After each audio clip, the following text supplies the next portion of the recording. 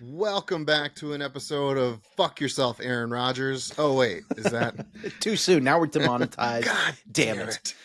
God damn. Well, I guess it's just time to start the shitting. Welcome back to another episode of Going For It. It is just Mike Thomas and myself for now. I believe we will potentially, maybe have other people joining us tonight. We were supposed to, but we got shit to do. So we're going to run it out and see what happens. Stuff's happening. Yeah, got places to be, places to go, places to see, children that wake up very early, whatever. Not a big deal. We've had 2 weeks off, and the NFL world has gone, I think, insane in those 2 weeks. It's been wild. And Mike explained, but honestly, the most important thing I think we need to talk about is the fact that I have reclaimed the title, the number one spot within our pick'em. I am the leader right now, and I just need everyone to know I have won the last couple of weeks, just full out. I've taken the crown from one Mike Thomas, and yeah, that one stung. I've gone on a heater, man, and like, truthfully, both of my picks looked kind of shitty last week at a certain point, and then I nailed both of them. Like, yeah, I did not feel good about the Niners pick at halftime. No, ironically enough, so I picked both losing teams last week. You did. I went with Baltimore because I figured that was and I understand it was Mahomes, and it's always hard to pick against Mahomes in the playoffs. I was rooting for Mahomes to win. So I figured the Ravens have demolished good teams. They've got a good defense. They should win this game. So they will be my safe pick so that I could be silly and pick Detroit in the second game. And soon as Baltimore lost that game, I realized how much trouble I was in for the pick'em, because I wasn't about to change my pick and go safe with the 49ers because, I respect that. That's cheesy, right? It's a little cheesy. So I was, but the Lions had what, a 10% chance of winning that game? I mean, before the game started, yeah, I would say like a 10%. In San Francisco, San Fran's been killing it. Like, they're coming rested. Debo's playing. Like, you're going into that game, you're like, there's no way that the Lions are even competitive in this game. Like, it could be close, but like, it's going to be a little bit of an avalanche on the San Fran side. Oh boy, was it not that to start the game. That was such a dominant jump out for Detroit. And I'm watching it. My wife is full on Detroit fan at this point because it's purely because of Hard Knocks. That was a great season of Hard Knocks. It was an excellent season of Hard Knocks. This is the only team I've ever seen. She likes Mahomes. She will root for Mahomes. She roots for the Steelers. She'll root for the Steelers regardless. She doesn't have a favorite player or coach or anything like that. She just roots for the Steelers. She has a couple of players across the league that she likes, like Mahomes. Dan Campbell's the only coach that she's like, I like that coach, and will root for him to cry happy tears. I feel like everyone loves Dan Campbell. Like, there's not, because he somehow transcends like meathead coach, even though he is very much like that kind of coach, but he transcends that with like, I'm a meathead, but also I want this for our guys. I love this because I love you guys. I want this because like, he's the most straightforward and like honest, emotional person ever. And it's so easy to cheer for him as a coach, in my opinion. I wouldn't even classify him as a meathead. I think if you look at him, you would make a snap judgment. Oh, this is a meathead. He's got meathead but if you vibes. Listen, he's meathead vibey. But if you listen to him talk, he doesn't give that vibe across at all. Well, to me anyway. And we'll talk about this later in the night, but Brian Johnson, the offensive coordinator for Detroit, is staying in Detroit. And I think it's a twofold issue. I think one, the teams that are left, Seattle and Washington, Seattle is definitely the better option. But in my opinion, as I've said on here, I don't think that Geno Smith is a franchise quarterback. So you're looking at a team that has all the pieces but needs a starter. Those are not easy to come by. So possibly a very middling situation. And Washington is a dumpster fire. So staying in Detroit only benefits him because next year you can look at hot seat jobs. Mike McCarthy in Dallas, Nick Sirianni in Philly.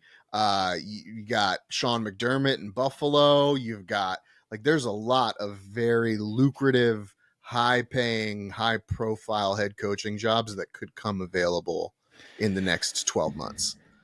I also heard he was asking for an awful lot of money. I saw that he was asking for $16 million a year The Jim to be Harbaugh head coach, and that's exactly it. What NFL owner is going to be like, okay, first time head coach, here's Harbaugh money. At least Harbaugh's had success in the league. He did. I guess he technically had success Super in the Bowl. league, but he also, it's because of his college resume that he got that contract. Right. That is 100% and his brother. Correct. Yeah. His brother's resume. His brother's resume is excellent. He is he's going to be in Baltimore till he dies. Anyway, most important thing, I've taken the lead in the pick'em. You not only did you take the lead, you were the only person in the entire league to get a game right on Sunday. Oh, nobody else got a single game right. Yeah. That is stupid. Yeah. You have won. I don't know. You've won all 3 weeks of the playoffs. I don't know what the tiebreakers are. You have a 1-game lead. So that means we have to go separately in the Super Bowl, and I have to win to tie you. Yeah. And then what's the tiebreaker? I would assume it's total weeks one. Points. Oh, yeah, we should do total weeks one, which is I think you've won more. I have not won. If you count the playoffs, if you count the 3 playoffs, you are at 1, 2, 3, 4, 5, 6, 7, 8. I am at 1, 2, 3, 4, 5, 6, 7.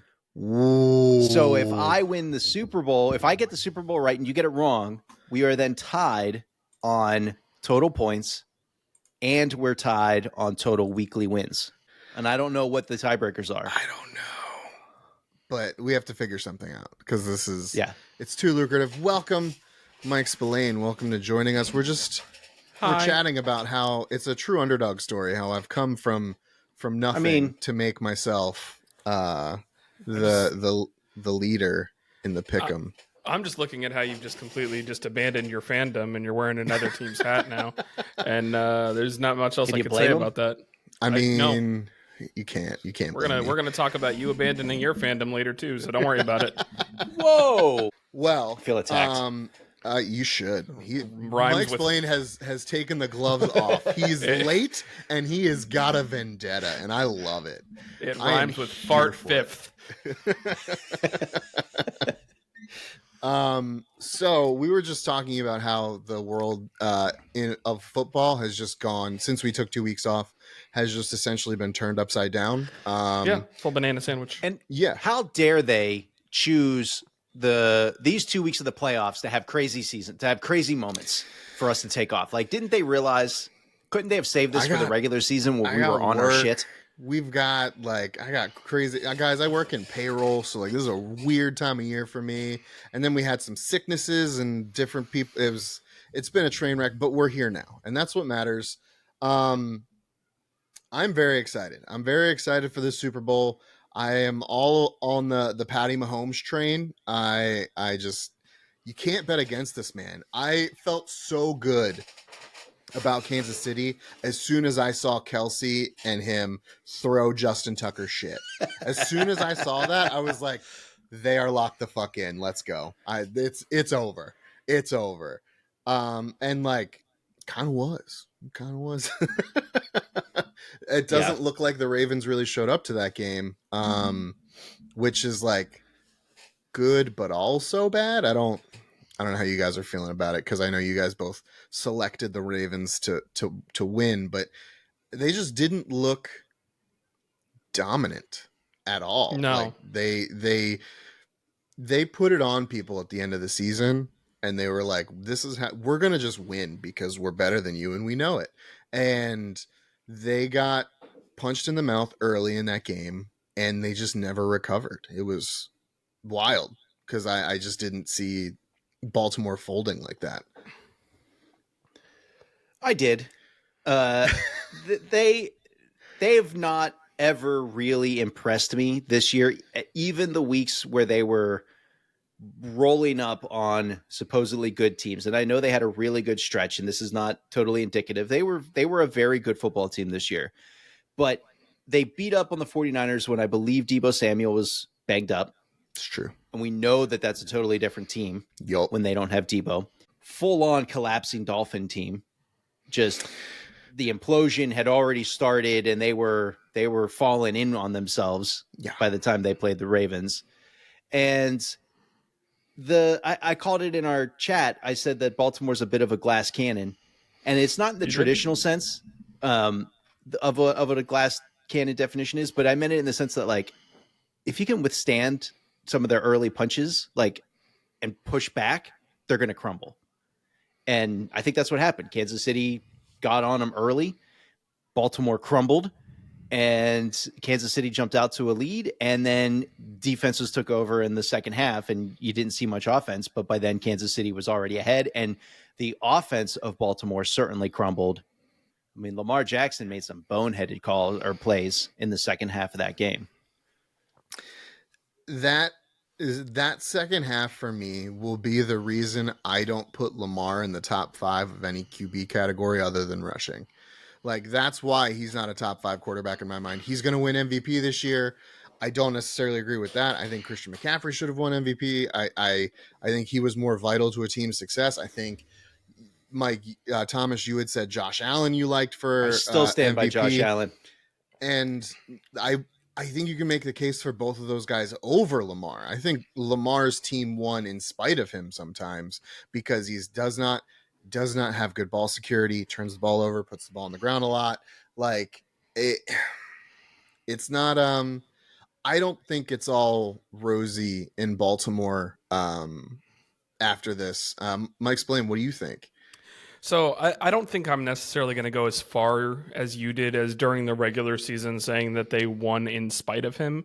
I think that he made some mistakes, but I mean, if you're going to use that argument of him putting the ball on the ground, it absolutely is the same argument for Josh Allen and takes him out of the running too.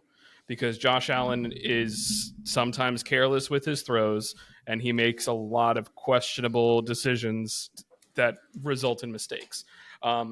With that being said, I do agree with you on the fact that my MVP would be Christian McCaffrey, because he really carried the team to where they're at right now.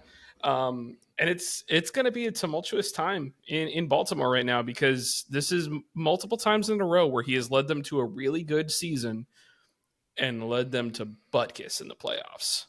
Like, it's got to be more than this. Like, you got to get more out of it. Got a big deal. They gave you fat money. You didn't get Stacks, man. You got the whole Brinks truck. Like, and he doesn't have an agent, right? No, that's all. That's all his money. He's got a momager. Oh, I didn't know that. Yeah, she did negotiations for him. Yeah, I could never do that. And part of that is just because of the fact that, Pat, you've met my mom. Your mom would be like, I don't know, 25 cents is fine. He seems like a good, they seem like good people. Mom. What, honey? They're We don't really need struggling. much. We're fine. She'd be like, do you guys actually want some money? We'll give you some money. It's okay. Say thank you. And chew with your mouth closed. We'll talk more about this throughout the rest of the pod, but I want to move on, talk about the Lions-Niners games really quick before we make our way too early Super Bowl predictions for next year. I don't want to get into this year. Oh. I think we're going to try and record next week so we can do our predictions for this upcoming Super Bowl next week, but way too early Super Bowl predictions I think would be super fun. Lions Niners, as we were talking about Mike Thomas before Mike's playing got in here and before we tangented on how awesome I am at picking games in the playoffs and literally no other time. When there's less games, I do way better. The Lions were in aggressive control of this game. It was not particularly close. Brock Purdy looked like shit. The defense looked bad. They couldn't get the line couldn't hold up for McCaffrey. I was sweating. I was like, oh man, I really need these Niners to win this game if I'm going to take the lead and to pick them. And then the Lions go for it on a 4th down when they're in field goal range. They do not get it. And it really seems like from the outside, momentum swung in the favor of the 49ers after that. And it just became a 49ers red wave of horribleness if you're a Lions fan. Mike Spillane, we'll start with you. What do you think? How are you feeling? What are your thoughts? I think that if Dan Campbell was the coach of like the Dallas Cowboys and did this, he would have been fired on Monday morning. I think that if he had not done what he's done for this team of Dallas or of Detroit, if he had not done what he's done for that team and for that city, any other coaching job, he would have been out on his ass on Monday. I understand throughout his entire coaching career, he's always been the analytics, go for it kind of guy. And honestly, it's not even analytics with him. Sometimes it's just the rah, go for it kind of guy. Yeah, it's his gut. And he's always been that. I get that. But at a certain point, you have to understand the fucking moment. And the moment that you were in, it's playoff football for the opportunity to get your team to an area that it has never been. Never. Detroit Lions never been in a Super Bowl. Right? I'm not wrong on that? I don't believe so. I think you are correct. They've won NFL championships back before the days of the Super Bowl, correct? But I'm just making sure that I'm right. They've never you had an opportunity, a golden opportunity, especially with how good your team played in the first half. In the second half, you take every point you can get. And if you took those 2 opportunities to kick field goals instead of going for it on 4th down, the final score would have been you winning by 3 if everything else still happened the way that it did. So which it might not have. It might not have. If they kicked that first field goal rather than going for it and didn't give a somewhat shortened field to San Francisco, because that's the thing. This game wasn't decided by turnovers. It wasn't decided by players making mistakes in the field of play.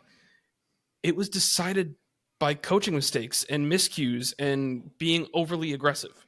So there's only one area that the blame could be pointed, and if this was a different team and a different franchise, they'd be looking for a new head coach right now, in my opinion. So the Detroit Lions are the only franchise operational for the entirety of the Super Bowl era to not appear in a Super Bowl.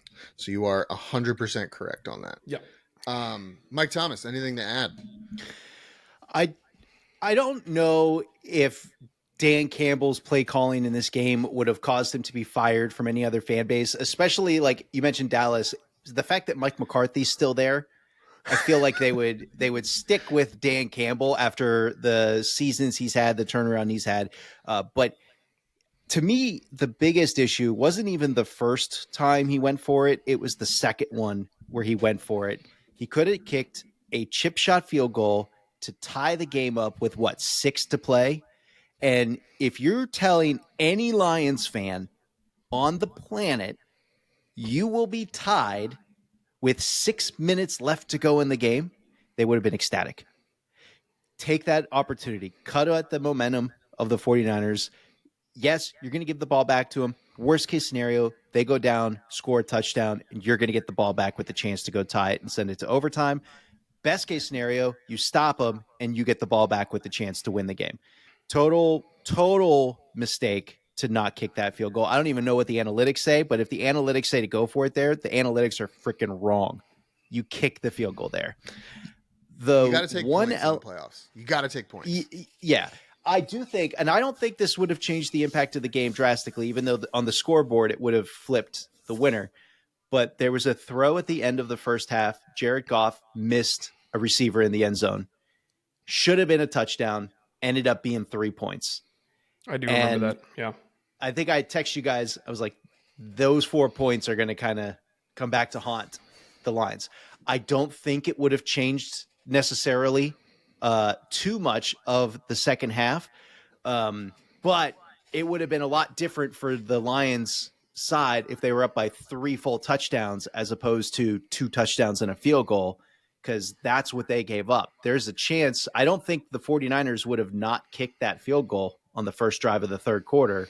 I still think they would have kicked that field goal. They would have had the momentum. They still would have scored those 2 touchdowns, but Detroit would have still had the lead at that point. And I think that could have changed the second part of maybe the fourth quarter a bit and let the Lions settle down and maybe have a better chance at finishing that game. But still, all coulda, shoulda, woulda. I think the Lions win that game if they either hit on that touchdown or don't go for it on fourth down with 6 minutes left to go. It was wild. And Brian Reynolds, is that the name of the wide receiver? He dropped 2 balls in his hands. Yeah, he had there was miscues all over the place in the second half of the Lions. Yeah. Like he had 2 first downs guaranteed and he just dropped them. The first fourth down one, a lot of people were saying that was a catchable ball. I don't know. That would have been a really crazy catch. He was well I'm surprised covered. He was, yeah. And Goff threw it low and away, and the receiver got his hands on it, but it still would have been a crazy catch if he had caught it. Very interesting to see. You know, I wish there was a way to be able to go back and like Madden sim what would have happened if he would have gone for, like if he would have kicked the field goal, but God, that was one of the best playoff games I've seen in a long time. Yeah, it just makes me think of like in Madden and like EAFC, because that's the new FIFA. Like they've added a sim mode where it's called Jump In. Like you could start simulating the game and then just see, depending on what's going on, you could just jump in and take over for the sim. And it's like, no, stop, let me in, stop fucking it up. Come on. You're ruining it. I had a game plan. You're not listening to it. All right, way too early Super Bowl predictions for next year. I'll lead us off because I'm okay being the guinea pig for this. I am going to say I should have had like a crystal ball or something, but I'm gonna say going for the AFC is going to be the Cincinnati Bengals. Boo. I'm gonna say the Bengals get there. A full season of healthy Joe Burrow. Jamar Chase will have a new deal. They'll be able to simplify their passing attack because they won't have to feed T. Higgins and Jamar Chase. And I think that'll actually be a good thing for them. And then in the NFC, I'm going to say this Lions team gets over the hump and they're able to get to the promised land. But I just don't think that they beat Joe Cool, Joe Chill, Joey Burr. And I think Cincinnati wins it. That's what I'm going to say for next year. I think the Chiefs are going to have a down year and lose in the AFC Championship game. And the Bengals will lift Lombardi next season. Mike Thomas, way too early Super Bowl prediction for next year. That's going to change when we do this later in the summer. It's going to change. If you ask me again at the end of this episode, it will change. But I will say next year's Super Bowl, the CJ Strouds, Houston Texans, will get into the Super Bowl, but lose to back-to-back world champion San Francisco. Oh, okay. All right. Mike Spillane, who you got? So I am going to be similar in the fact that I also am picking the 49ers because they're going to capitalize as much as they can on having a cheap quarterback contract. They have other stuff that they have to figure out, but Brock Purdy is good enough to get them to where they need to go, to be consistently good enough to get into the playoffs, and they'll be able to continue to ride other things. Their opponent will be in the last year of their window. They finally get to the dance. The Buffalo Bills. and it is not going to be wide right.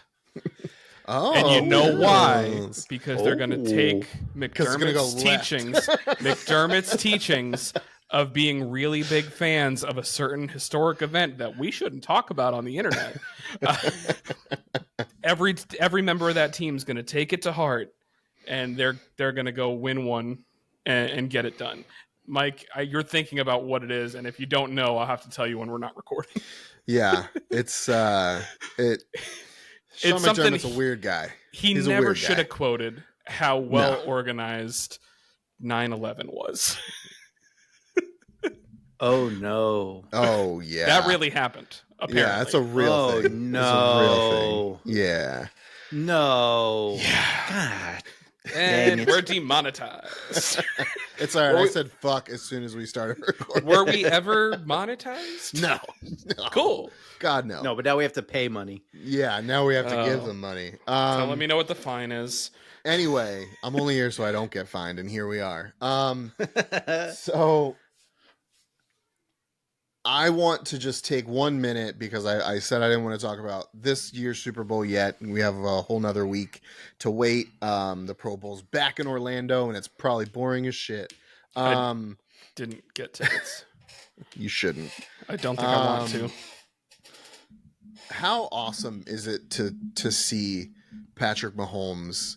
Like, this dude is actually going to be able to contend for Tom Brady's record of 6 Super Bowl victories. Like, What's he up to now? so Mahomes, this is his 4th appearance, I think. He's won 2 and lost 1, and this is number 4. If he wins this, he's got 3 rings in, like, what is it, 6 years or something like that? Jeez.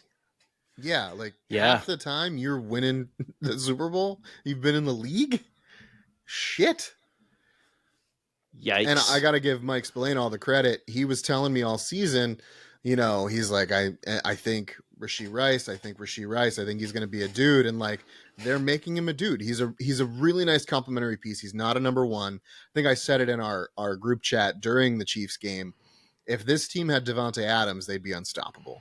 You wouldn't be able to beat this team because they have Kelsey in the middle of the field.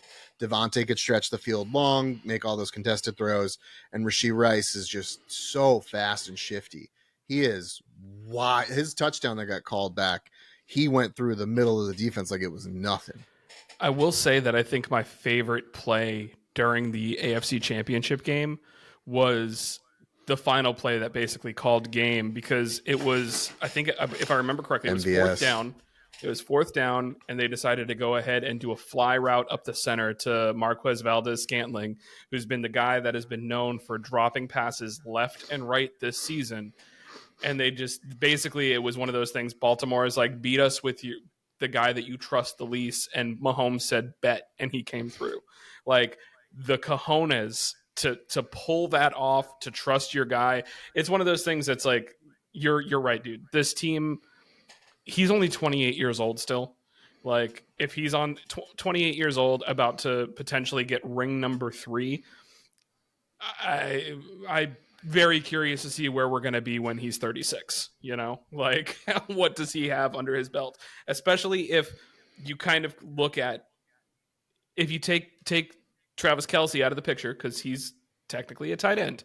If you take him out of the picture, has Mahomes ever had a number 1 receiver in that building? Like, number 1 wide receiver.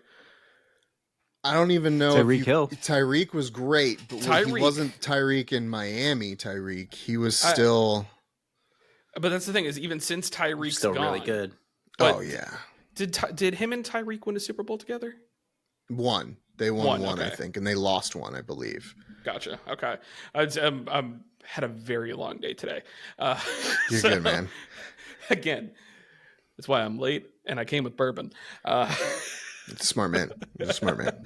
But that's really what it comes to with them is my worry of, like, just how insane that team could be if they get a number 1, like get a true number 1 for him.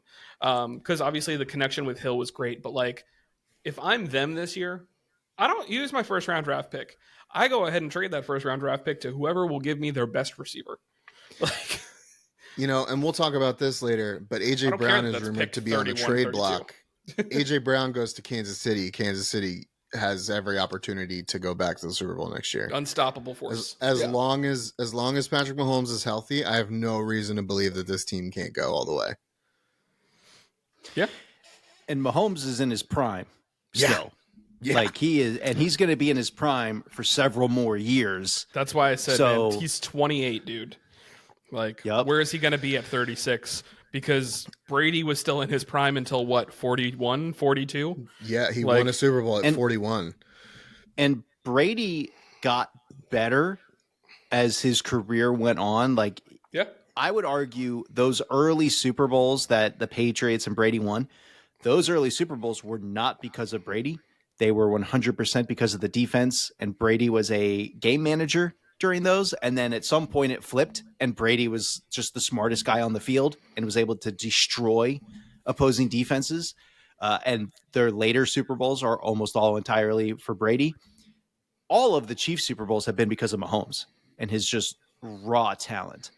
So if he can take that same step of continuing to improve in every other aspect of the game and not have his physical skills diminish like other quarterbacks do when they get in their late 30s, yikes.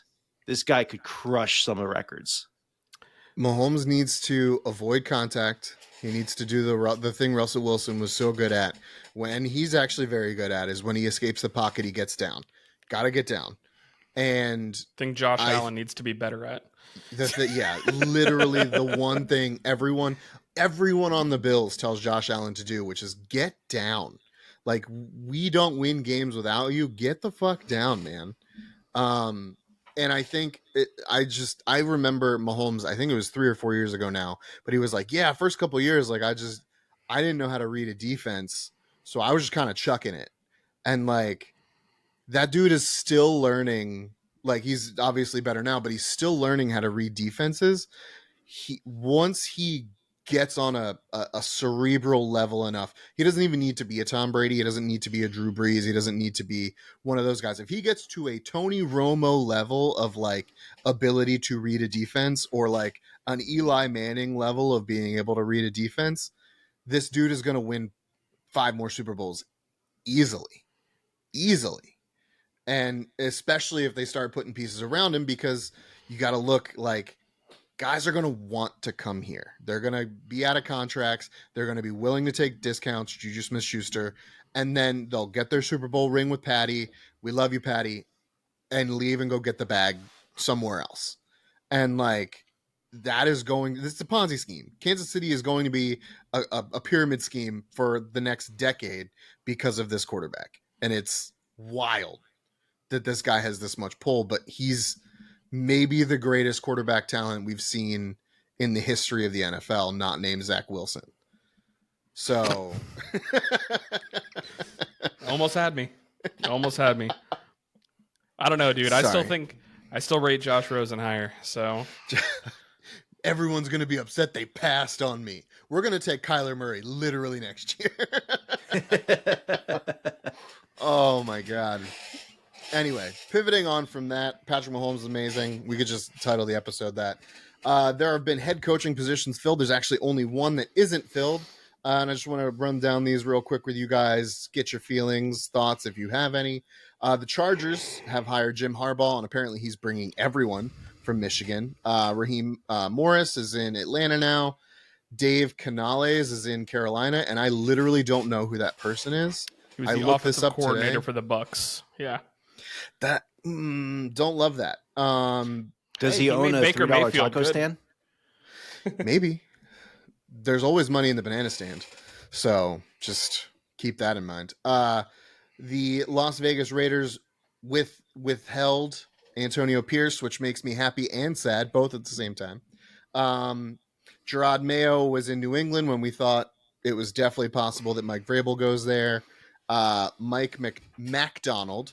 So we have Josh McDaniels, Mike McDaniel, and now we have Mike McDonald in Seattle. Too many. There's too many. That was announced today, literally after I had just sent this outline. Immediately It was after. literally minutes after I sent the outline. Schefter was like, Mike McDonald going to Seattle.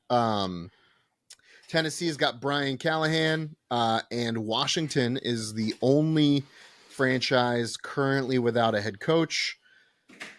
That is not super surprising for me. It does not seem like a super desirable destination, but whatever. Things are It's looking a up. stadium. I mean, Dan Snyder's gone, right? He is gone. That is true.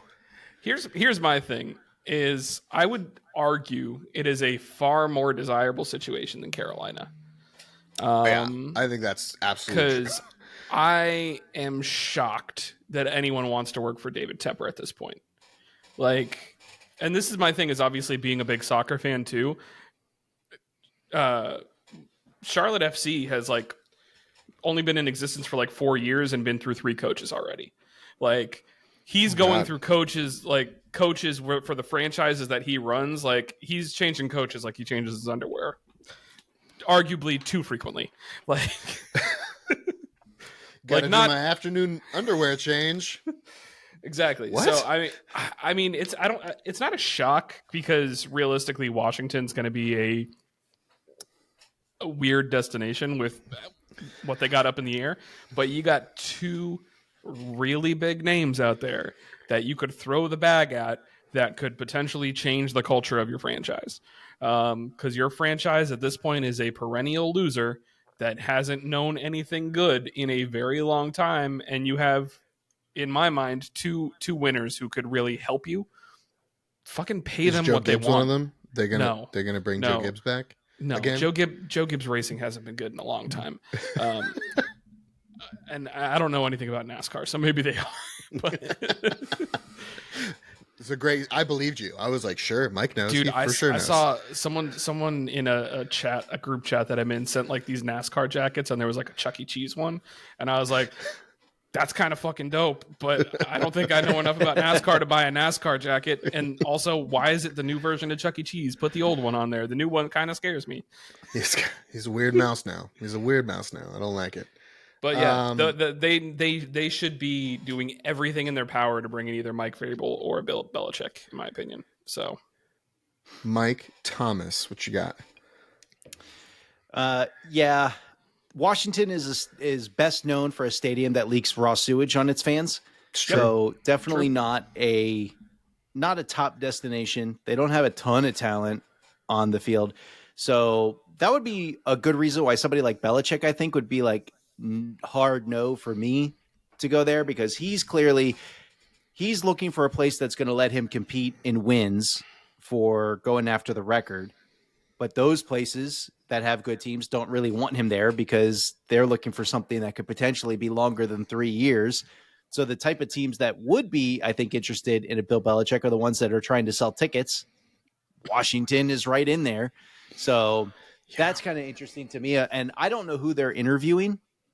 I'm really surprised Vrabel I haven't heard him attached to anything. I haven't either, now that I'm thinking about it. His name hasn't been thrown around for anything. Maybe he's going to take a year off. Maybe he's going to go into, maybe he's waiting for somebody to call him as opposed to, having his agent reach out directly to some teams, or I don't know. Well, but I know I had said this earlier in our podcast before Mike Splain jumped on, but maybe he's doing what it is suspected Brian Johnson's doing, which is there are very possibly some very lucrative head coaching positions that are going to be available next year. Philly, Dallas, Cincinnati, Buffalo, the Jets, if you like a shithole. Prestigious organizations with money to spend. That maybe he's going to take a year, do the thing that Frank Reich should have done, which is just like take a year, relearn the game a little bit, see what everybody's doing, refine your approach, hit the ground running the following year. Sorry, I didn't want to burp in your guys' faces. Appreciate that. It's very weird. Mike's saying the same thing at the same time. It is Mike interesting. catchphrase. I didn't think about that until you said that, Mike Thomas, but very strange. His name has not been thrown around very frequently. And apparently I was looking at who the Commanders interviewed Vrabel's not on him, even though I feel like Vrabel would be, of the homeless coaches at this moment, he would be the one that I feel like would be a good fit to go to Washington, to go there, change the culture a bit, and try to Solidify grind their out some tough wins. defense. Yeah, exactly. I'm looking at the list of people that they have rumored to have had interviews with, Go through it. and I haven't on heard that it. list, so of the remaining ones who haven't been hired yet, you've got Commanders offensive coordinator Eric Bieniemy. Bieniemy. Yeah. Bieniemy. He was interviewed 2 weeks ago. Cowboys DC Dan Quinn's had a couple of interviews, including one yesterday. Ravens associate head coach, defensive line coach Anthony Weaver's had a couple of interviews, but the guy on this list that I think would be the best fit would be Lions defensive coordinator Aaron Glenn. He also had an in-person interview yesterday, apparently. Okay. Very interested to see what Washington is going to do. So go ahead, Mike. I was going to say the only thing that I was going to be interested in is, depending on what happens with that, Bieniemy has been a name that has been around in a lot of circles as guy deserves a head coaching job. Want to see him get a job as a head coach. Obviously, I feel as though if they bring in someone that's not him as the head coach, I feel like he's probably going to look for other opportunities. If offensive coordinator positions open up, I feel like there's a chance that Bieniemy can end up jumping ship and going somewhere else. So that's just something else to keep in mind that could be of potential interest. And, it'll be curious to see, because obviously usually when you're bringing in a new head coach, he's going to want to bring in his staff. And I'm sure that there's a lot of people out there that would want Bieniemy for what he originally did in Kansas City. So, yeah, the more I think about it, the more it just seems like Vrabel's taking the year off, because this is a good landing spot. Seattle would have been a great spot for him because the offense is fairly set. The defense would have loved working with a guy like that. It's just, I think he's probably taking the year. I'm interested to see what Washington does. Taking Dan Quinn out of Dallas is interesting to me, especially after their playoff performance. I did not think he would get any head coaching interviews at all after that, because it was bad. It was real bad, and we haven't even talked about it, but that'll probably be another thing we throw into next week, possibly, with some implosions and things.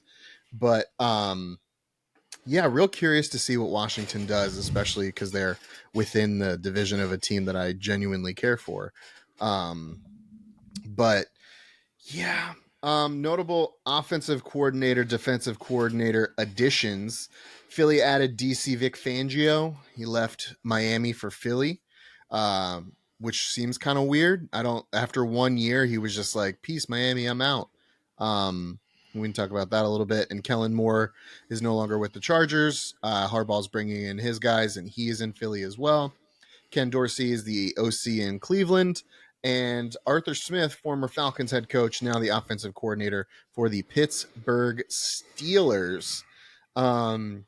Mike Thomas, you are currently making a face, and I would like for you to expound upon that. You are. Am I making a face? I was just closing my eyes in pain. Oh, Canada. It's not that different. Yeah, that's what I'm afraid of. This feels like subtraction by addition. Yeah. Although it can't be, because he's got to be better than Matt Canada, right? He has to be. Famous last words. He has to be. Jet sweep. Double jet sweep. He had. All right. I've been microdosing copium over the last couple of days. I love it. To try to deal with this. Yeah. He has had some really good seasons as offensive coordinator in Tennessee. Yeah. He had Ryan Tannehill looking like a Pro Bowler and playing well up to the AFC Championship game. Mm-hmm. And he runs the exact type of offense that the Steelers and Mike Tomlin want to run. They want their team structure. They've never shied away from this. They've been stating this for years. They want to win games with a defense and a strong run game and an offense that doesn't turn the ball over and can make enough plays to win.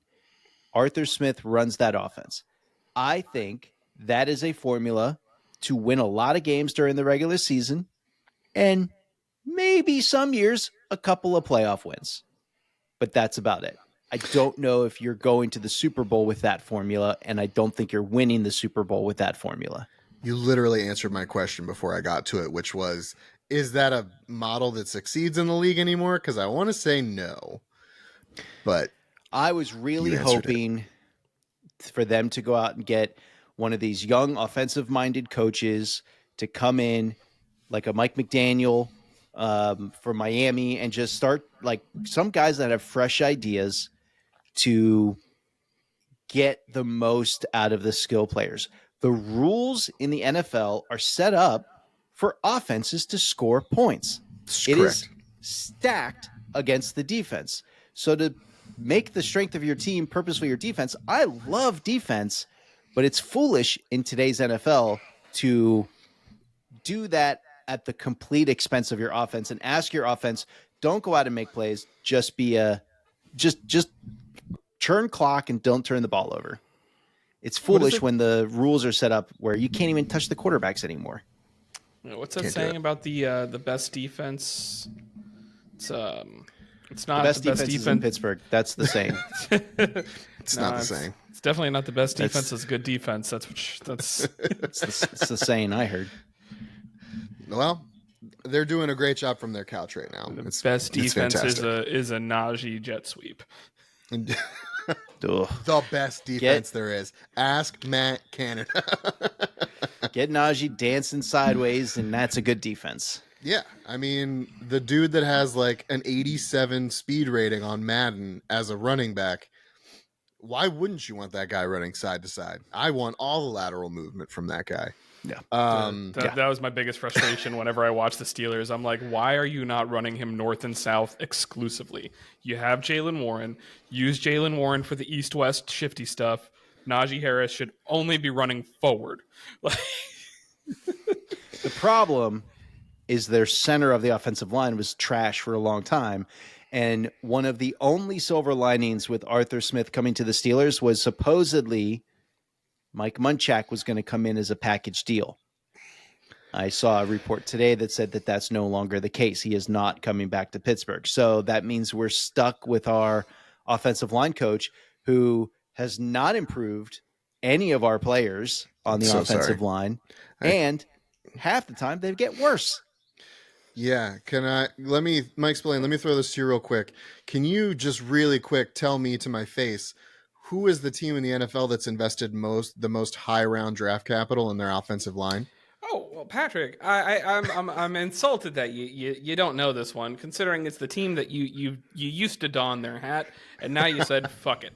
It's the New York Football Giants. That's correct. And just second question to follow up real quick. Yeah, sure.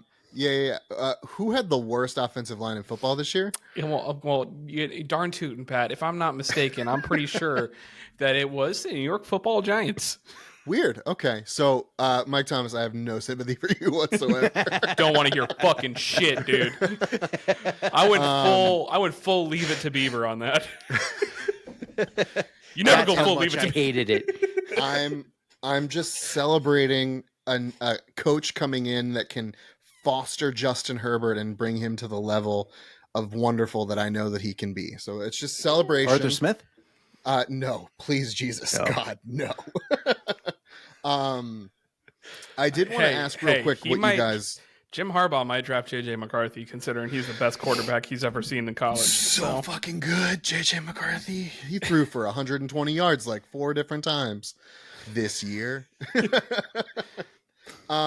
Vic Fangio getting up and leaving Miami, does that send off red flags to anyone else, or is that just me?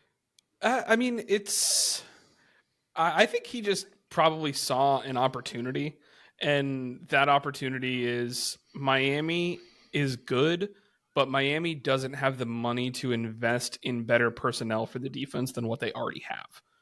Whereas Philly has already invested heavily using draft capital in their defense on high-end defenders. They have a lot of high-end talent, so I think he sees it as a better opportunity for himself. And I don't think I'm reaching too much on that. Like Jalen Carter, big possibility of winning Defensive Rookie of the Year. Beast. There's a lot of good names of players that they've brought in recently. I think that I just think that the defense in Philly is stronger personnel wise, and Miami is not going to be able to have the money to get there. Mike Thomas, any red flags for you? I mean, it's not good for Miami. That's No? for sure. Yeah, he's I a don't know if premier it's defensive coordinator, so it's kind of Yeah. It does feel like Philly is considered to be a more premium position to go to. I think I would rather be coaching. If I'm chasing a ring, I think I'd rather be on the Dolphins. Interesting. So. Before we wrap this up, start our Kirk Cousins quarterback talk. Go ahead, Mike. I just want to say, does that mean you have inside info that the tush push, the brotherly shove, is going to be banned? Because if it's going to No. be banned, you're right. Get out of Philly. It wasn't banned this year. They ran it extensively. I don't know if they're going to be able to continue running it if there isn't a Kelsey that is ahead of that tush being pushed. So the league's going to ban it this year. They're going to ban it, which is going to be the stupidest thing ever. Like, of all the things to address, that is not a play that needed to be addressed. Its worst offense is that it's boring to watch. It's very boring. That is its worst offense.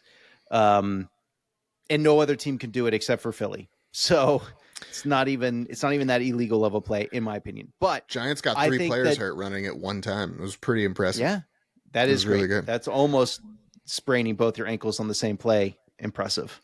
The center sprained his shoulder. The quarterback hurt something, and then we had a guard that was playing like fullback also hurt his shoulder. It was great. It was on the same play. It was awesome. Jeez. I think it's easier to get to the Super Bowl through the AFC, and I think Miami Kansas City's in the AFC. I know, but I don't think they're going to dominate for much longer. I think Mahomes is very good. I think that they have enough pieces leaving that they're going to have a little mini down, not all the way down, but I don't think they're replacing all this talent right away. That being said, I do think the only competition you have for Miami in the AFC on a year in, year out basis right now is Kansas City. And if you can dominate the regular season and get home field advantage and they come to you in the wintertime, you actually stand a good chance of beating them as opposed to having to go and play in negative 30-degree weather somewhere else. Miami has to be a home field team. They have to be. I need to give us credit. We did say that after like week 3 that you and I both were on the hill of Miami needs a home playoff game or they're not going to win a playoff game. They went away into negative 30-degree weather and shit all over themselves. So I think we deserve a victory lap for that. Before we pivot on to, I have some Kirk Cousins talking points because we just love to talk about the Kirk here on this podcast. Mike Spillane, who are the Giants going to make their defensive coordinator? That's a really, really lovely question. I thought so. I don't even have the names of who they interviewed in front of me because that's me being a hole and not bringing it up. Such an a-hole. God. Do you have the names in front of you of who they've interviewed? So they've interviewed Denard Wilson from Baltimore. He was the Baltimore cornerback coach this year, was with Philly last year. Wanted to actually stay with Philly, auditioned, interviewed for their defensive coordinator position, and told them he was willing to stay on. They did not keep him when Sean Desai, I think was the name of the defensive coordinator. When he got the job, that he did not keep him on as the cornerbacks coach. I think the Eagles were like second in cornerback breakups last year, or first, or very close to the top. Yeah. They were 28th this year. So not great. The Giants interviewed their own defensive backs coach, I think Jerome Henderson, I believe is his name. Mm-hmm. I'm also Googling as I'm talking. They interviewed him. They've also brought in Bobby Babish, linebackers coach from the Buffalo Bills, and those seem to be the top 3 defensive candidates Yeah, and realistically, I just needed to know the names because I do think that it's either going to be Wilson or Henderson that are the favorites for it. For me, I think Wilson is the guy. Wilson should be the guy that you should hire. Especially That Baltimore defense was so good this the year. Baltimore defense was nasty. You also see the drop off from him leaving the building in Philly, how much they struggled with his absence, how much how they were just not as good in that regard. So I don't know. I really think that Wilson would be the right call. I believe he also fits the bald quota from He does. Brian Daboll. Daboll likes his bald guys. Only bald guys. Only bald guys on the coaching staff. So I think that that's something that that's who I would lean towards if I was the one making the decisions. I don't know where you're at. So yeah, I agree with you. I just don't know if he's going to get out of Baltimore now because they just lost their defensive coordinator to Seattle. Did. But that's why you got to move quick. Yeah, I would have signed him as soon as Baltimore got kicked out, but that's just me. Anyway, pivoting away from coach talk, Kirk Cousins, the religious rifle himself. It was quoted in a report by Charlie Walters, a Minnesota reporter, that Cousins is looking for $90 million guaranteed for 2 years. There's a $45 million AAV to re-sign with the Vikings. That would make him the tied for the eighth highest quarterback in the league with Patrick Mahomes. That puts him above names like Josh Allen, Daniel Jones, Dak Prescott, and Aaron Rodgers in AAV. And my question is very simple, very straightforward. Is Kirk Cousins worth the money? Mike Thomas, I want to start with you. Assuming he has a healthy recovery from his Achilles tear, then yeah, I feel like eighth highest paid quarterback is about right for Kirk Cousins at this point. You could say tied with Patrick Mahomes, but that's because we all know Kansas City got themselves a steal. Every time you sign a quarterback to an outrageous contract, it's going to look like a steal within 3 or 4 years because every new quarterback signing a contract is a record breaker. So for Cousins to sign a contract now and be the eighth highest, I don't know. It just feels right. It feels kind of on par.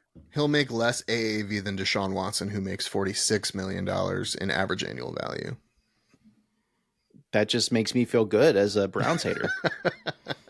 Mike Spillane, Kirk Cousins worth the AAV.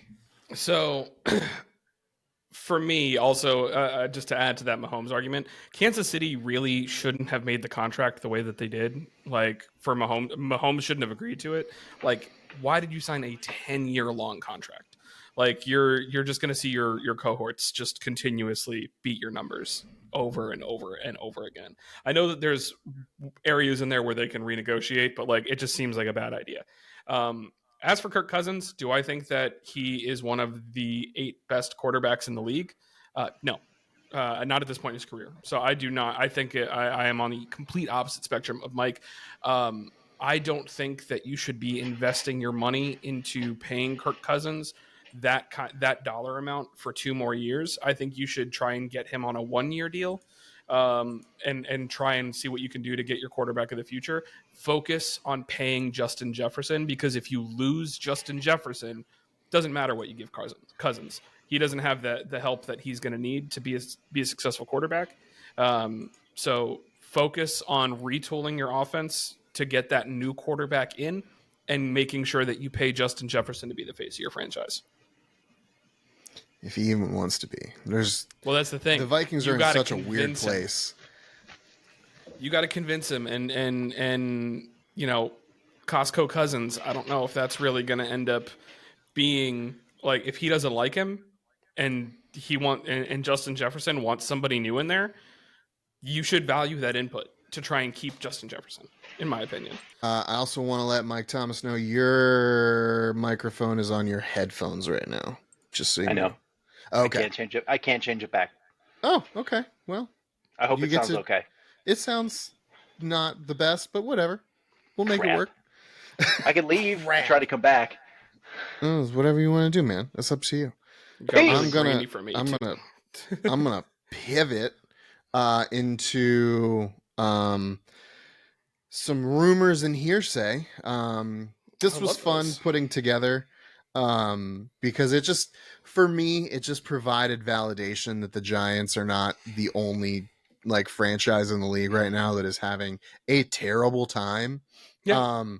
The implosion of the Philadelphia Eagles in the last 6 weeks of the season was astounding. It was like watching a supernova happen in real time, because they were a team that I think on this podcast we all kind of agreed that their record in the first part of the season. Hi, ask Mike to close the other browser tabs open with Riverside. Mike, close the other tabs open with Riverside. Well, I can't. That's what's uploading those tracks. Oh, well, then I wouldn't worry about it. I'm gonna keep uploading stuff right now. So if I get grainy for you guys, I'm sorry. I did what I could. It's okay. Mine hasn't been uploading at all the entire time, as far as I know. Yeah, I tried. I think it's because I joined late. So, no, I tried something new where I paused everyone's uploads to try and like give clear camera quality for this, but whatever, not a big deal. Anyway, whatever. The implosion of the Philadelphia Eagles was astounding. It was beautiful. It was amazing. And something I think, like I said, everyone on this podcast kind of predicted in some way, shape, or form. We always said in the beginning of the season that they were not the team that was indicative of their record. They kind of looked better than we thought they were. And the last part of the season really showed that. So it came out in an end of season press conference with Nick Sirianni and GM Howie Roseman to the Philadelphia media that Sirianni will have less control over the team's offense this season. He does not have any say in the defense, really. And he is more in charge of culture and making sure the team is living up to its core values. That is a quote directly from the mouth of Nick Sirianni. I just kind of wanted to see what you guys thought of that. I don't know, man. It sounds like a really big woke liberal agenda. Frankly, like the fact that Philadelphia on the DEIA. Sorry, I can't say it with a straight face. That's just what it fucking sounds like. It does almost sound like that's what they're saying. Is like he's our manager of vibes. That's Chief what they're basically appointing. Officer. Yeah, I'm the CVO of this team. I'm the chief vibes officer. So like, when you want to mellow out, like, I don't know. No, dude. I am on the record, and I'm pretty sure on this show, of saying that I don't like Sirianni. I think he's got the most punchable face in the entire NFL. He doesn't do a lot to try and change that notion or perception of him. He usually only increases it by like the head bob video in the playoffs last year, and it was what was it, the against the Chiefs in the locker room when they won the road game earlier this season. Yeah, like in the tunnel, dude. Like you are. I don't care what you're making jokes about, but like you're literally like it's he's taking the focus off of his players' accomplishments and making it about himself. When it's like, dude, like you're just the guy with the headset. Like, I know that you think that you're big, powerful, almighty, I am God, but like, dude, if the players don't get the job done and you're the kind of person that's, when the players do things right, you take all of the praise, but when the players do things wrong, you point the blame, you're going to lose your fucking locker room really fast. And it kind of seems like that's the way that things have been going there, is that the locker room is slowly getting lost. So maybe becoming chief vibe officer of the team is something that's going to help turn that around. He can focus on making sure that the vibes are immaculate from here on out. The best vibes. And as long as the vibes are immaculate, and the people that he's got in charge to call the plays and actually run the team do good, and he's just the rah happy pep guy, maybe they'll be fine. But I don't know.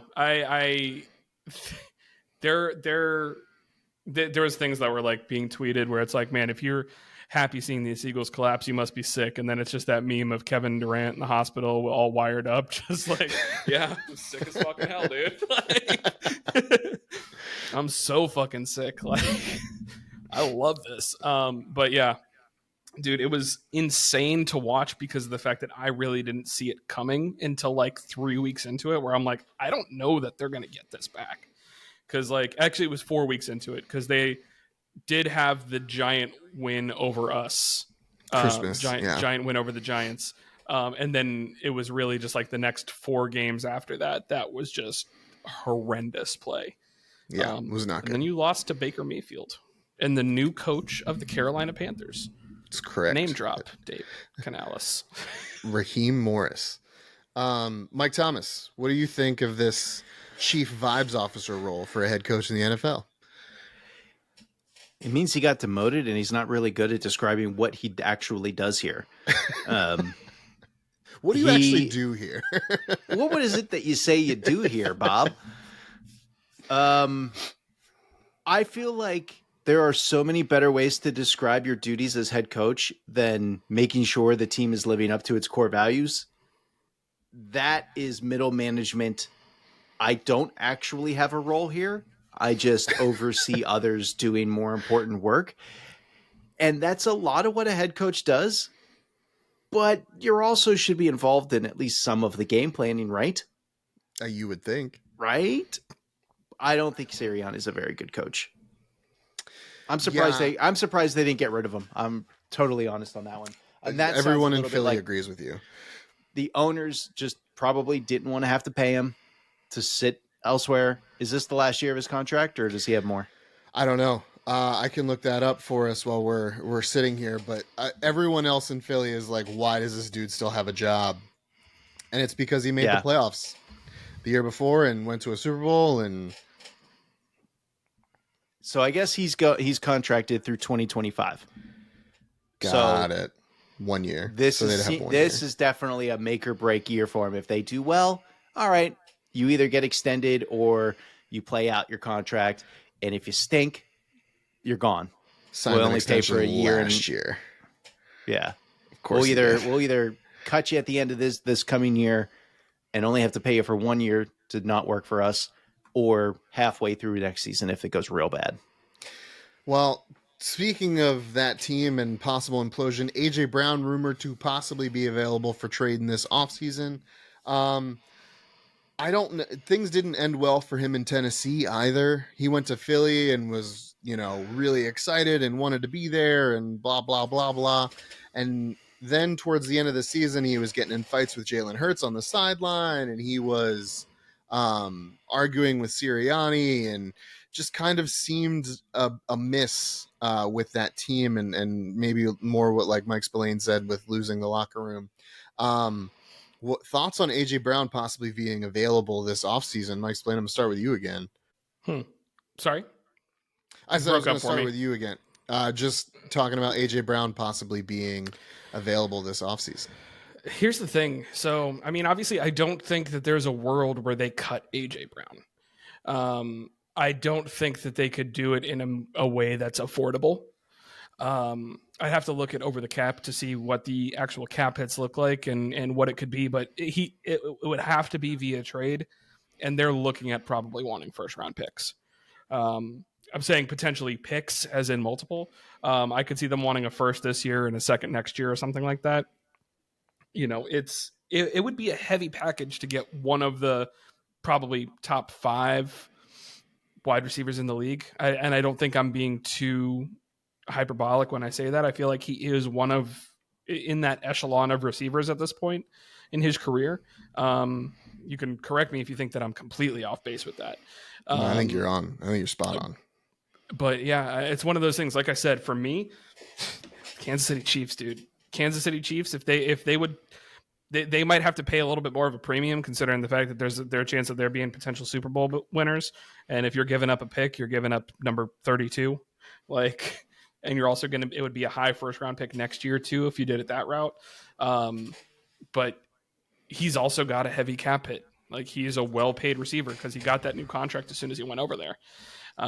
So if he's on the block, he's either going to a on the rise team that could make a run, or he's going to a team that they can win a Super Bowl next year. So for me, the two teams to like look out for as being players for that, Kansas City Chiefs, because I said that they need to, and the Houston Texans.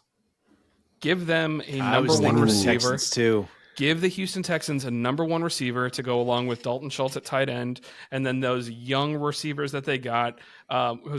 Tank Dell was the one who got hurt, I believe, who was and freaking awesome. Collins, right? Nico Collins. Like I said, Dalton Schultz at tight end. I think he was only on a 1-year deal, but he'd be easy enough to extend. I hit the microphone while I was talking because I'm not used to the hanging thing still. That's cool, man. But I think that those would be two teams because I also look at it as Philly probably does not want to trade him within the division. So no, there's no way. So I think would love him those in a Giants jersey though. I'd fucking kill to have him in a Giants jersey. But we have other needs, my friend. So many. Mike Thomas, thoughts, feelings. I was going to say Texas would be a very good spot for A.J. Brown to go. It would kind of make sense. The Texans have a plethora of draft picks, I think, still after the Deshaun Watson trade. So they could easily send some draft capital over to Philadelphia. From Philadelphia's standpoint, you're getting them out of not just the division, but the conference. And I think that makes just a ton of sense for that trade to happen. I don't think A.J. Brown's being traded, though. I think he's staying put. If you're Sirianni, and I get he's not the GM, do you really want to lose your best receiver? He's barely a head coach. He's barely a coach at that point. But do you really want to lose in a make-it-or-break-it year for your job, your best player on the offense? It's a great point, but if he doesn't want to be there, is the other question. If A.J. Brown doesn't want to play for the Eagles anymore because maybe him and Sirianni have butted heads. Maybe. But I would say at that point, so A.J. Brown kind of jerked his way out of Tennessee. Yeah. Is that true? And then how many years was he in Philadelphia? This was year 2. So he'll be going into 3 doing next it season. Again. You're not going to be a star player for that much longer. Don't get that. Don't become that player with an attitude of, when things go south, the first sign of trouble, you bail. He's got another good contract he could sign. Oh yeah, for sure. Yeah, absolutely. For sure. Absolutely. So I want to jump over the next bullet just to get out of the NFC real quick and talk about Diana Rossini and her article that I read this morning in The Athletic. She did a deep dive, hardcore breakdown on the New York Jets and what that is what's going on over there. And let me tell you, if half of what she reported is accurate, it is a shit show. So some of the things that were I'm shocked. Yeah, aren't you? Some of the things that were mentioned in this article, that Aaron Rodgers was supposed to be available to Zach Wilson post-surgery, and that did not happen. Wilson, he basically dropped off the face of the planet. Wilson's opinion in view of Rodgers has soured, was her verbiage. And apparently Rodgers was Wilson's idol quarterback. The team did look to add assistance for offensive coordinator Nathaniel Hackett this offseason. They felt he wasn't urgent enough in getting plays in, making calls, changing the offense. They won 5 games, so you could see why they would do that. And Robert Saleh threatened to pull the phones of all the coaches to see who leaked the Wilson report of him not wanting to play for the Jets after his benching. So that's just some of what was in that article. Check out her Diana Rossini on The Athletic. That article was phenomenal. If you have The Athletic, it was very interesting read.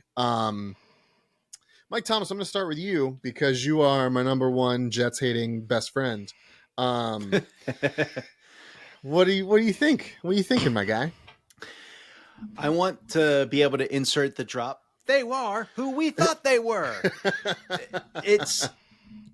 They are exactly who we thought they were, and we said they were from the preseason through the regular season.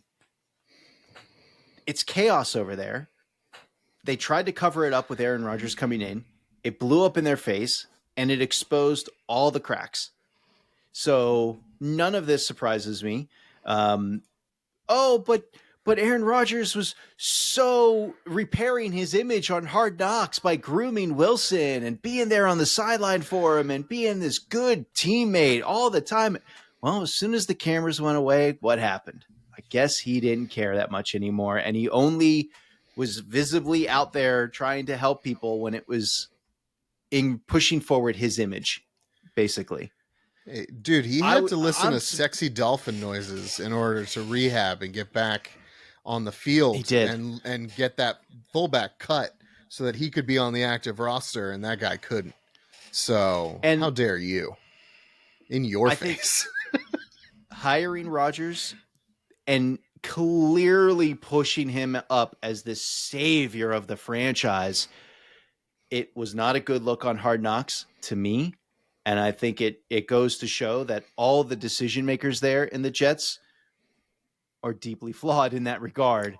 And they were out of ideas, and they put all their hopes on this 40-year-old quarterback to come in and save the day. And that's never going to work out well for you.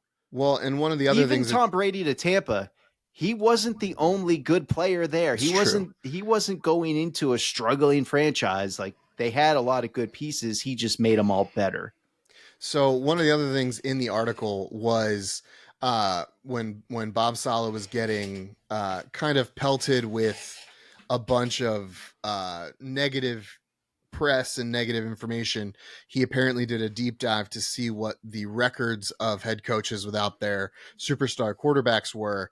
And he saw that everyone but there was one, I can't remember who it was. There was one coach who, Mike Tomlin. It is Mike Tomlin. You're absolutely correct. He is the only coach doesn't have a starting quarterback to have a positive win-loss record. Everyone else has a negative one. And he started using that as his like battle cry to essentially be like, well, we lost Aaron Rodgers. What do you expect? And it's like, you've had this Wilson kid in the system for 3 years. My guy, we're expecting you to win some games. What do you mean? What do you expect? Yeah. And I don't know how that stat could possibly be true. Belichick has to have a winning record. He does not. In the years where Brady was his starter, unless you're counting the years after Brady left or before Brady got there. But the years that Brady was the quarterback, if he went down, remember the year he went down with that ACL injury, they went like 10-6. Yeah. They missed the playoffs, but they were 10-6 that year. I mean, Diana Rossini says that's not Bill Belichick's record without Tom Brady is a losing one when he is not starting. So I believe Diana, but I will do some digging. Mike Spillane. I don't. She's a liar. How dare you, sir? She's great. I don't know. I haven't done the math. Mike Spillane, our friends are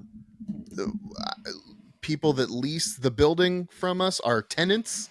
How does this make you feel about the New York Football Jets? Oh man, not shocked. How does this make you feel about the Jets? Does this give you any? No, I mean it doesn't give me anything different about the Jets. Realistically, they're the same Jets. Are we good? Can you hear me? I heard an Uh-oh. Did we lose him? It's all bad. I can hear you guys. You're there sometimes and sometimes you're not. I'm gonna pause your upload. Oh, there you are. Okay, I've paused your upload, and I think that resolved the issue. That's fine. Jets suck. Yes, we can hear you. Yeah, we Jets can hear suck. you now. I think I can. Yeah, that was basically it. Is the Jets suck for me? I didn't have much to say about that. Oh no, he's gone. It's all bad. It's okay. It's just the Jets. This is the Jets segment. I expected it to kind of go this way because we're doing the our Jets best. Touches stinks. It stinks. So Belichick's record, 179 games, NFL head coach without Brady as his starting quarterback is 82-97, including his 1-2 mark in the playoffs. Hey, so I think that doesn't count because that is Belichick without Brady, but the initial statement was those coaches without their starting quarterbacks. Brady's not always his starting quarterback. Let me see. I'm looking. I'm trying to In find. fact, there was one year where Bledsoe was the starter and Brady was the backup. That's correct. And they won the Super Bowl that year, I think. They did win the Super Bowl that year. So Saleh can suck it. In your face, nerd. Oh, God. I'm reading some very horrible stats about the Patriots, and I feel good about it. Anyway, Mike Spillane, talk to me about how this makes you feel about the Jets, our tenants in MetLife Stadium. It makes me feel no different about the Jets. That's fair. The Jets suck. And the Jets have been a horribly mismanaged franchise for a very long time. So for me, I have no differing opinions of them. And I'm having issues communicating with our servers again. That's fun. Looks like we're fine. But yeah, I just this kind of stuff coming out, the only difference is when the Jets were horribly mismanaged previously, these kind of things weren't coming out. Now, in the days of social media, these kind of things are coming out, and they're still horribly mismanaged. So, if anything, it's just showing that they're getting worse as time evolves. One of the things that she also mentioned in her article was that at one point in the season, Alan Lazard, noted football dropper guy, said that the team wasn't gelling and that like the defense needed to step up and stuff like that. And Alan Lazard caught like 38 passes or something this year, something horrible after signing a very big deal, and like had his worst season since his rookie year. So that pissed off some people on the defense because their defense is like really good. So just a very interesting thing happening over on the other side of the building. You were also wrong. It was 23 catches this year. Oh, sorry. I overshot by quite a bit. You overshot by like literally like a third. Yeah. 23 receptions, 311 yards, 1 touchdown. Super good. Those are like the best numbers for someone who just got like a $44 million contract. And he was handpicked. Yes, he was, by the heir apparent Aaron Rodgers. Okay, so we were going to talk about the New York Football Giants, but I think that would be a better conversation for another night. I want to do a quick little thing I put together for you guys. It is not a game, unfortunately, but I did do a blind QB pick'em. So I have, and it's based off of playoff statistics. So I will give you the record, the passer rating, the yards, the touchdowns, and the interceptions. And I want you to pick your player. And then we're going to guess who they are really quick because we're already at like an hour and a half. And I know that I would we all almost have say shit to don't do. give us the record because that's going to be able to give us process of elimination based off of like, oh, this guy went 9. Like if you say that they went like 9-8, we might be like, oh, that's CJ Stroud, you know, like. So this is only playoff games though. So this can go over. Gotcha. Extended Okay. Yeah, gotcha, I'm going gotcha. career playoff. Yeah, career Gotcha. playoff. I thought you were going this year. My bad. I'm not hosting. I could have. You're fine. I could have explained that better, so I apologize. But I will withhold the record. So, and we'll go through that. Now afterwards. it makes sense to include it. So. Okay, fine. Then I'll fucking include it, Mike. Okay. Okay. So QB number one. Their record is 1-3. They have a passer rating of 93.7. They have thrown for 1,047 yards, 5 touchdowns, 1 interception. 4 games, over 1,000 yards, 5 tuds, 1 pick. QB number 2. They are 2-4. They have a passer rating of 75.7. They have thrown for 1,324 yards, 6 touchdowns, 6 interceptions. QB number 3. They are 2-5. They have a passer rating of 91.8. They have thrown for 1,962 passing yards. They have thrown for 14 touchdowns and 7 interceptions. QB number 4, our final QB. They are 5-2. They have their passer rating is 93.8. They have thrown for 1,826 passing yards, 9 touchdowns, 4 interceptions. Who are you taking? And then I want to get guesses for who everyone is. I mean, I take the one with a winning record. So that was QB4. Me too, and I think that's Mahomes. No, 5-2. He's got 3 Super Bowl appearances. I feel like he's got to have more than that. No, I guess that's true. Well, so it would have been 2 each of those years, so that's 6 right there. Yeah, you're right. That's more than that. 5-2. So you're both taking QB4. I think so. I would take the winning. Okay. I would also take the winning record for sure. That's what I was worried about with putting the record out there, but I get it. It's fine. I think I'm in the same vein. But okay, so we're going by process of elimination. Who do you guys think QB4 is? Still currently playing? Reverse order. Still playing. These are all active quarterbacks. I will say... Give me first guess, and then I'll give a hint, and then I'll give another until we get a correct answer. Mike, do you have a guess first? Because I'm brainstorming right now. Yeah, I'm trying to brainstorm. I'm trying to think who would have a 5-2 record. I don't think it's Jalen Hurts. I don't think he would have had 5 wins. But that'll be my guess, just to knock it out. The process of elimination. Okay. All right. Jalen Hurts is Mike Thomas's guess. Mike Spillane. Little Doodles. Yeah, I know. I'm bouncing around thinking of different names in my head. I'm gonna go with Joe Burrow. It is Joe Burrow. It is Joe Burrow. Joe Burrow is QB number 4. That was a 5-2 record. That's a good one. 93.8 passer rating, 1,826 passing yards, 9 touchdowns, 4 interceptions. QB3, most passing yards out of anyone. They have a 2-5 record, passer rating of 91.8, almost 2,000 yards passing, 1,962, 14 touchdowns, 7 interceptions. What do you got? What was the record again? 2-5. I have a guess. Mike Thomas, hit me with it. Dak. Mike, explain That's to going you to go also. with a no then. Damn it. Dak is I have a very good poker face, so maybe you're right, but I want to give Mike Spillane his opportunity. Dak is a very good guess, and I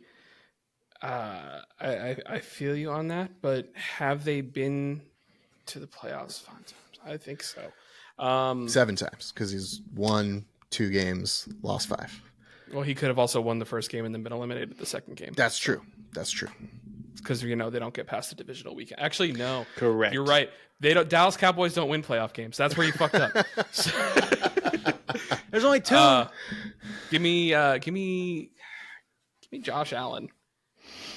That is Dak Prescott. Dak Prescott. They did win some playoff games. I didn't want to pick the same thing. That's fine. That's fine.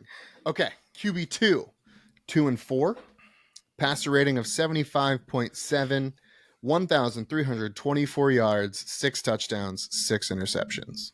I'm already going to go ahead and jump right in. Lamar Jackson. Mike Thomas. 2-4. Lamar. I feel like he has more playoff wins than that. But so does Josh Allen. Who is this? Here's the thing. Jared Goff. No, he's got more than that. Shit.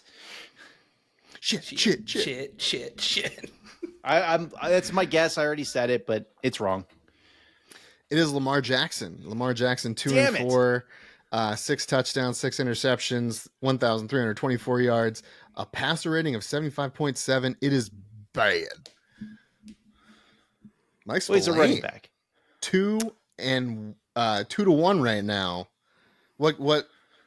What got that for you? What made it click? Bad passer rating, losses, equal TD to interception ratio. That's really what it kind of. He's underwhelmed in the playoffs his entire career. So I think that he is a very, very good quarterback during the regular season. He is pedestrian, and he's pedestrian in the playoffs, and I think a little bit of it is coaching staff and style. I think they kind of put training wheels back on him in the playoffs, and that's why he's not successful. I mean, his statistics would say that that's probably true. QB1, our first one, 1-3, a passer rating of 93.7, 1,047 yards passing, 5 touchdowns, 1 interception. Who is QB number 1? What's the record? 1-3. It's the second best passer rating of anybody that we've talked about so far. Best touchdown to interception ratio too. No, my out there answer I don't think is right. I have a guess, but I don't think he has a win. So that makes it hard. I wonder if yours is the same one that's in my head right now, because I also don't think he has a win. Say it at the same time. 3, 2, 1. Justin Herbert. Kirk Cousins. It is Kirk Cousins. Kirk Cousins is the one. It was his first year in Minnesota. They won a game against New Orleans. Okay. All right. But he is QB number 1. You guys split our blind quarterback draw, both selecting Joe Burrow. Props to you guys. Very, very nice. They did. You guys. They didn't used to call me stat boy for nothing. You guys did pretty tough. good on that. I think we're gonna do some more of that in the off season times. That was a good time. Right. Justin Herbert doesn't have a win in the playoffs, though. He does not. Right about that. He does not. I don't want to talk about it, Mike. Has he only had is he 0-1 in the playoffs? I think Has he's he been to the 0-2. There's a monumental collapse. The Jacksonville loss last year, and I think they made the playoffs only got the year 2 before. appearances, maybe. Yeah, I think he's 0-2. He's just 0-2. I like that. Like, would you rather? Yeah, I think we're gonna do more of that. I think we'll do. Who would you rather take your franchise? Who would you?